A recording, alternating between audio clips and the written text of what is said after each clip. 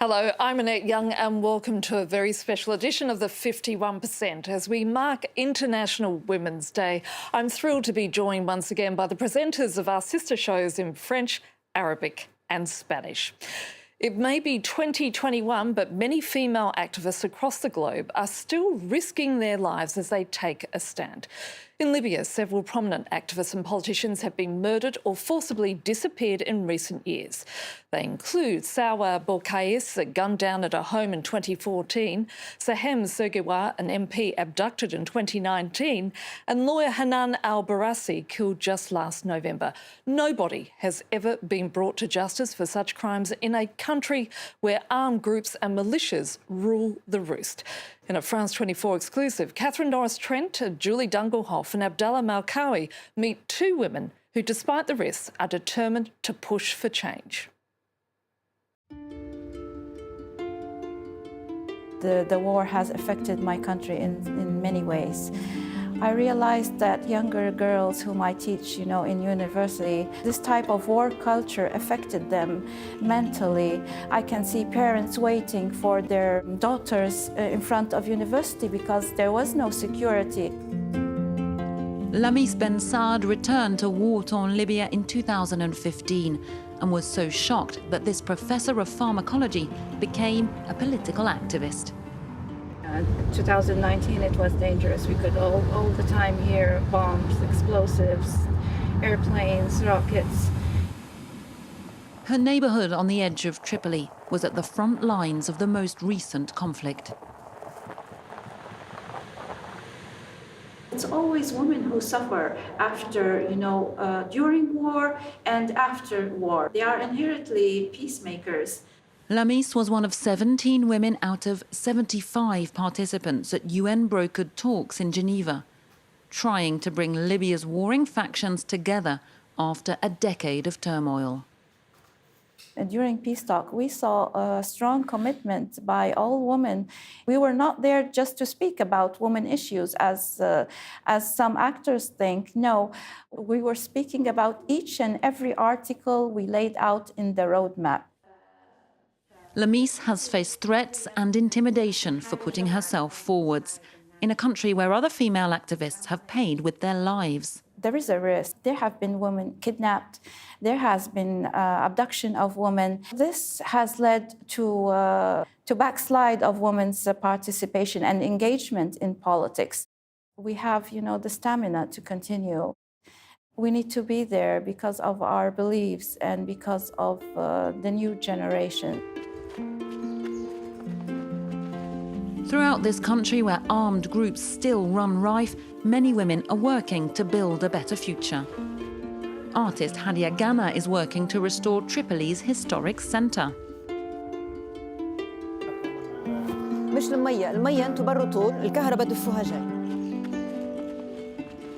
A dual Libyan-French national who's always lived in Tripoli, Hadia stands out in this very conservative society. I don't put myself forward as a modern woman or a woman everyone has to emulate. As long as we're not in confrontation mode, we don't face aggression. Hadia's combat is slowly pushing back at the patriarchy, helping women reclaim the public realm. Actually, women have a lot of power in Libya, socially at least, if only they'd wake up and raise their sons well, above all. Freedom needs to be taken. You can't be given it. Women's freedom still remains very much a work in progress at this key moment for Libya's future.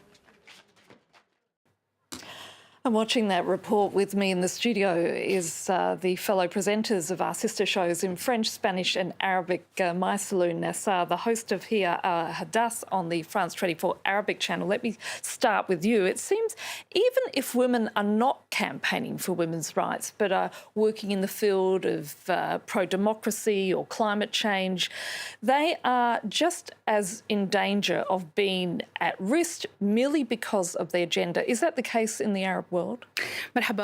Hello, Annette.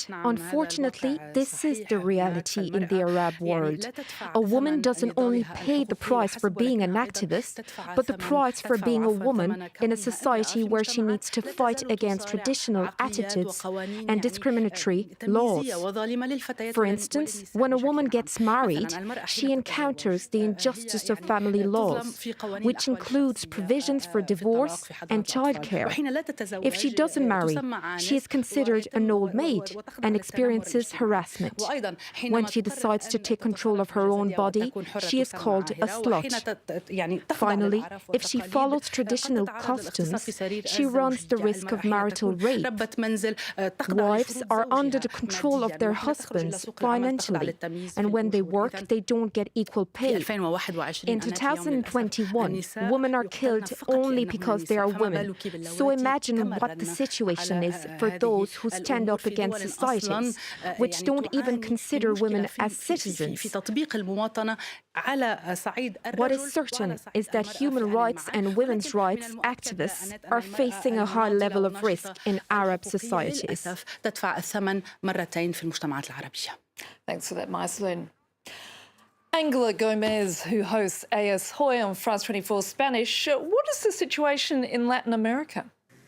The simple fact of being a woman is dangerous in Latin America. Let's not forget that this is the world's most dangerous region to be born a woman. And when a woman decides to work as a human rights activist, every day she faces a lack of protection from the state, threats from armed groups that use violence while bullying. Massacres and the murder of activists are daily occurrences in countries like Colombia. In 2020, for example, 66 massacres and more than 250 murders of activists have already been recorded. The truth is that it doesn't matter which field an activist is working in. When a woman is an activist, her gender means she will become a target, and that will lead to even more hatred from misogynists. They want to silence women at all costs. They are using the threat of terror to keep women silent. Mucho más intentan evitar que precisamente una mujer rompa las cadenas de terror. Thanks for that, Angela. Virginie Hertz is the presenter of our French sister show, alHathloul. Throughout history, that connection between women's rights and human rights has always existed, hasn't it? Absolutely. It's striking to see that in history, the activists who fought for women's rights also fought for human rights and for democracy. We can't exactly say the same for men. Let's start with the French Revolution in 1789 and the Universal Declaration of Human Rights. Women were excluded from it. Worse, Olympe de Gouges, who championed for the integration of female citizens in that declaration, was sent to the guillotine. She defended women's rights and also battled for the abolition of slavery. We can name many other feminist pioneers who fought for democracy and civil rights, such as the German activist Clara Zetkin, a pacifist Marxist who inspired the International Women's Day. In the US, Angela Davis fought against racism and the patriarchy.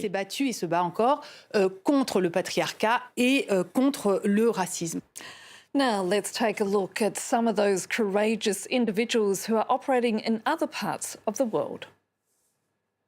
All human rights activists take a risk to make a stand, but women simply encounter more challenges just because of who they are or the rights they defend. In 2020, women's rights were the third most targeted sector of human rights defence. Female activists face detention, smear campaigns, physical attacks and harassment. Lujain alHathloul, who spearheaded the campaign to allow women to drive in Saudi Arabia, has recently been released after nearly 3 years in prison. Indian climate activist Disha Ravi was arrested and placed in custody without a lawyer in February. Vanessa Rosales has faced continuous judicial harassment in Venezuela because of her work supporting women's sexual and reproductive rights. In Belarus, human rights activist Maria Rabkova has been detained and charged as part of a crackdown against ongoing protests. Some women even paid the ultimate price. 44 activists were killed in 2020, predominantly in Latin America. Now, watching that report with me is Angela Gomez, the host of alHathloul on France 24 Spanish channel. Angela, why is Latin America such a dangerous region to be a female activist?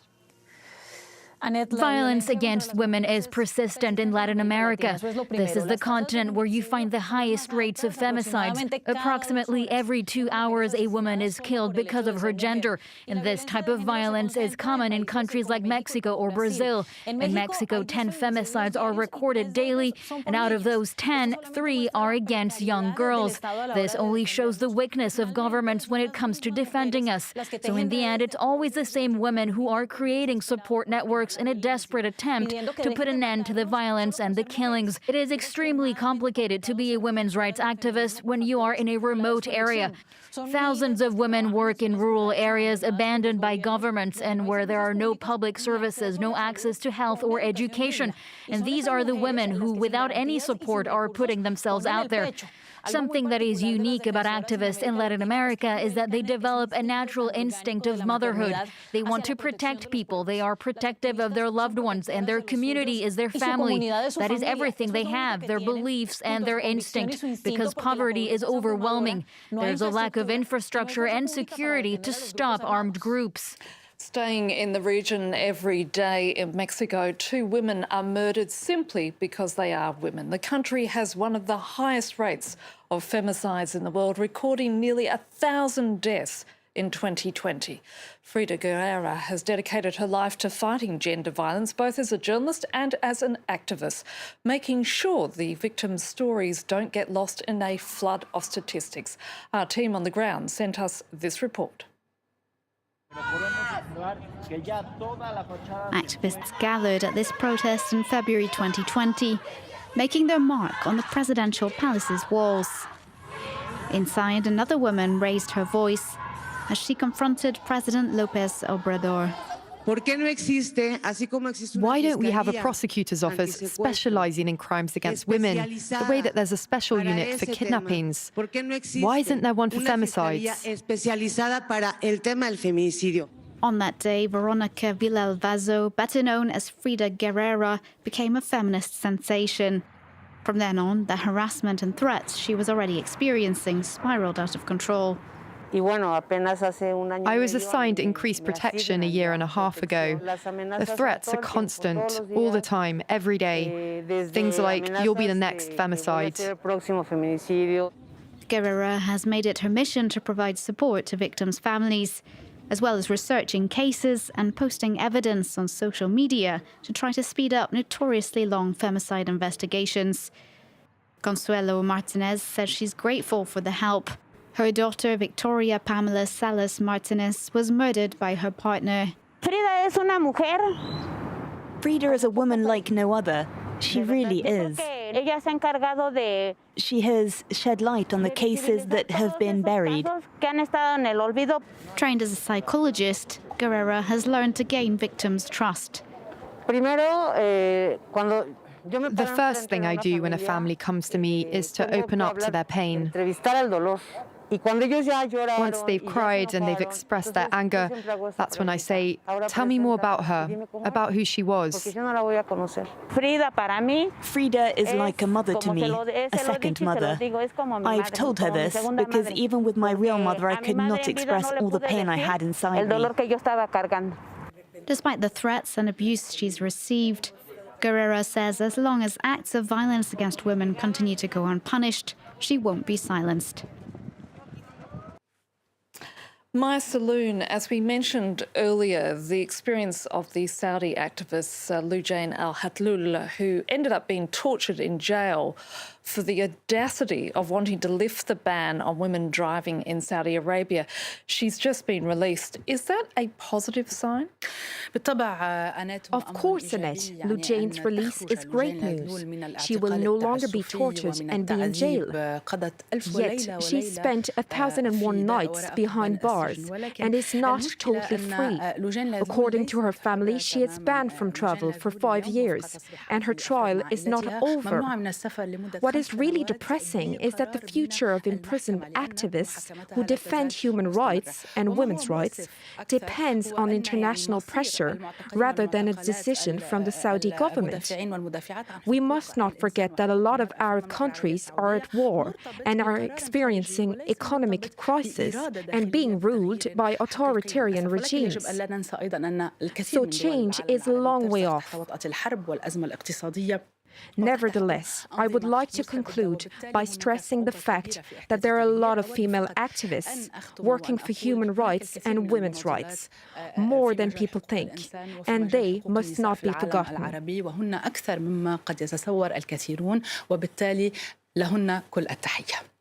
Virginie, now that there's a change in the White House, not to mention America's first ever female vice president and a woman of colour, does this mean that women's rights are back in favour, especially in the world of international diplomacy? Clearly, there has been a change of view in Washington regarding women's rights, and it has an impact on American diplomacy. We know for a fact that the US has restored its funding to foreign organizations providing abortion and reproductive rights information. This was rolled back when Donald Trump was in office. alHathloul, you have mentioned Lujain and alHathloul's case, which was one of Joe Biden's priorities. She has been released by Saudi's leader, although it may not have had the effect hoped by Mohammed bin Salman.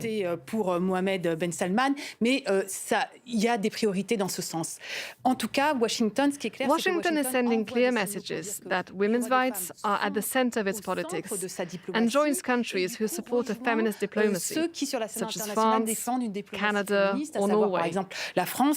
But we need to be careful, since for the moment this feminist diplomacy is more a philosophy, and in terms of acts, very little is done. Thank you for that, Virginie. And that's it for this special edition, and I also want to thank all of my fellow presenters for joining me today. So until our next show, bye for now.